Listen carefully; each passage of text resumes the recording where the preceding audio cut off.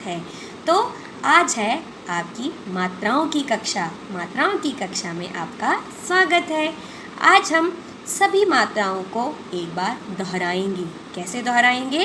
एक कहानी के माध्यम से। आज आपकी अध्यापिका आपके सम्मुख एक कहानी लेकर आई है। आज आपको एक कहानी सुनाऊंगी जिसके माध्यम से आज हम सभी मात्राओं को दोहराएंगे। और आप सभी को इस कहानी को ध्यान से सुनना है और देखना है, ताकि अंत में जब आपकी अध्यापिका आपसे प्रश्न पूछे आप उन सभी प्रश्नों का उत्तर अच्छे से दे सकें। उन्हीं प्रश्नों में छुपे होंगे बहुत सारे शब्द जिनके माध्यम से ही हम मात्राओं को दोहराएंगे। तो क्या कहानी को आरंभ किया जाए? तो ध्यान से सुनिए और ध्यान से देखिए। तो चले कहानी आरंभ करते हैं। अपना ही घर प्यारा। एक बहुत ही सुंदर हंस अपने दूसरे हंस मित्रों के साथ एक झील में रहता था। कहाँ रहता था? झील में। वहाँ और भी बहुत से छोटे प्यारे हंस रहते थे। उस सुंदर हंस को प्रत्येक छोटे हंस आदर वह सम्मान देते थे, क्योंकि वह बहुत ही शाही दिखता था। वह सुंदर हंस चारों ओर तैरता फिरता था, क्योंकि उसके अन्य हंस मित्र उसके लिए भोजन लाना पसंद करते थे। वे सब हंस उसके साथ खेलते और उछल कूद करते समय प्रसन्न होकर कहते थे। क्या कहते थे?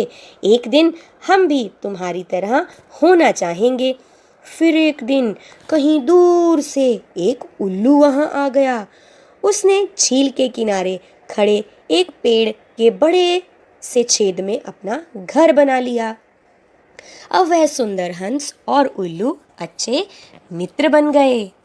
उल्लू सुंदर हंस को संसार के चारों ओर की कहानियां सुनाता था। कुछ महीनों बाद उल्लू फिर अपने किसी दूसरे घर में वापस चला गया। वास्तव में उल्लू के बहुत से घर थे, क्योंकि वह पूरी दुनिया में दूर दूर एक जगह से दूसरी जगह अपना भोजन ढूंढने के लिए चक्कर लगाता फिरता था। शीघ्र सुंदर हंस भी सारी दुनिया देखना चाहता था। वह उल्लू के दूसरे घर पर पहुंचकर उससे मिला।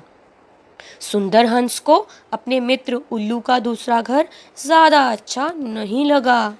फिर भी उस पेड़ के नीचे रहने लगा, जिस पेड़ के तने के छेद में यानी कोटर में अब उल्लू रहने लगा था। एक दिन उल्लू ने कुछ शिकारियों को देखा। उसने जल्दी से अपने आप को उस पेड़ के कोटर यानी छेद में छुपा लिया, परंतु सुंदर हंस के पास अपने को छुपाने के लिए कोई जगह नहीं थी, घर नहीं था। शिकारियों ने सुंदर हंस पर अपने तीर छोड़ने शुरू कर दिए। उनमें से एक तीर ने उस सुंदर हंस को घायल कर दिया। हो अपनी घायल दशा में सुंदर हंस सोचने लगा। क्या सोचने लगा? अपने उन अच्छे मित्रों के लिए जो झील में उसके साथ रहते थे, खेलते थे, उस समय को जो उसने खुशी और प्रसन्नता के साथ बिताया था, और उसको प्रिय जानने वाले वह छोटे हंस पर अब तो बहुत देर हो चुकी थी। शिक्षा सच है, चाहे हम पूरी दुनिया घूम लें, परंतु अपना घर तो अपना ही होता है। तो प्यारे बच्चों, कैसी लगी कहानी आप सबको? अच्छी थी ना? तो आप सबने जैसे कि पढ़ा ही है कि हम सब के लिए घर कितना महत्वपूर्ण, कितना ज़रूरी होता है, आपने इस कहानी के माध्यम से भी देखा। हम अपने घर में अपने आप को सुरक्षित महसूस करते हैं। बेचारा हंस अगर अपने मित्र उल्लू के पीछे अपना घर ना छोड़ता तो आज वो मारा ना जाता। उसने अपना घर छोड़ दिया, जिसके कारण शिकारियों ने उसका शिकार कर लिया और वो मारा गया। अब आपने देखा, अगर हंस अपने घर में ही रहता तो वो सुरक्षित रहता। तो हमारा घर सबसे प्यारा, तो अब है आपके कुछ प्रश्नों का समय। जैसे कि मैंने आरंभ में कहा था कि आपकी अध्यापिका आपसे कुछ प्रश्न पूछेगी और हम सभी मात्राओं को दोहराएंगे। तो आपके प्रश्नों का समय है। तो मेरा पहला प्रश्न है, सुंदर हंस, जिस आपने एक सुंदर हंस देखा इस कहानी में, वो कहाँ रहता था? कहाँ रहता था? झील में रहता था। और झील लिखते दौरान हम कौन सी मात्रा लगाते हैं? बड़ी की मात्रा। बहुत अच्छे। और आपका दूसरा प्रश्न है, इस झील में सुंदर हंस के साथ और कौन रहता था? कौन? हंस। और वो हंस कैसे थे? छोटे छोटे थे। और जब हम छोटे छोटे लिखते हैं तो कौन सी दो मात्राओं का उपयोग करते हैं? ओ की मात्रा और ए की मात्रा। छोटे छोटे प्यारे प्यारे हंस उस सुंदर हंस के साथ उस झील में रहते थे।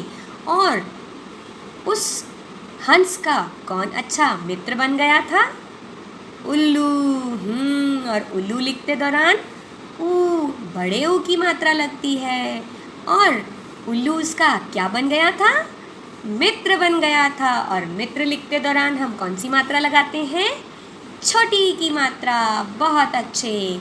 और जो छोटे छोटे प्यारे प्यारे हंस सुंदर हंस के साथ झील में रहते थे, वो उस हंस के लिए क्या लाते थे? भोजन लाते थे। ओ की मात्रा। तो देखा आपने, हमने कुछ प्रश्नों के माध्यम से कितनी सारी मात्राओं को दोहराया ना। इसमें और भी बहुत सारी मात्राएं आई। तो आशा करती हूँ आपको कहानी अच्छी लगी होगी और आपने घर के महत्व को भी जान लिया होगा। घर हमें सुरक्षा प्रदान करता है किन चीज़ों से? सर्दी, गर्मी, वर्षा, जंगली जानवरों, चोरों से। तो घर हमारे लिए एक सुरक्षित स्थान है। इसलिए हमें घर में सभी का आदर करना चाहिए, सबके साथ मिलजुल कर रहना चाहिए। और सबसे महत्वपूर्ण बात, हमें अपने घर को गंदा नहीं करना चाहिए। हमें अपने घर का ध्यान रखना चाहिए, क्योंकि घर हमारे लिए बहुत ही महत्वपूर्ण, बहुत ही ज़रूरी होता है। तो अब है आपके गृह कार्य का समय। तो क्या करना है आपको? जैसे कि आप सब ने अभी इस कहानी को सुना और देखा, तो आप सबको इस कहानी को दोबारा से सुनना है और साथ साथ में पढ़ना है, क्योंकि जब हम पढ़ते हैं तभी हमें मात्राओं का उच्चारण करना अच्छे से आता है। तो आप सभी को इस कहानी को दोबारा से पढ़ना है और जो प्रश्न मैं भेजूंगी उन प्रश्नों के उत्तर लिखने हैं पूर्ण वाक्य में, फुल सेंटेंस में लिखने हैं अपनी हिंदी की उत्तर पुस्तिका में। तो आशा करती हूँ आपको गृह कार्य और कहानी समझ आ गई होगी। आ गई है ना? अच्छी बात है। सो आज के लिए बस इतना ही। मिलते हैं अगली वीडियो में। Bye bye. अपना ध्यान रखें।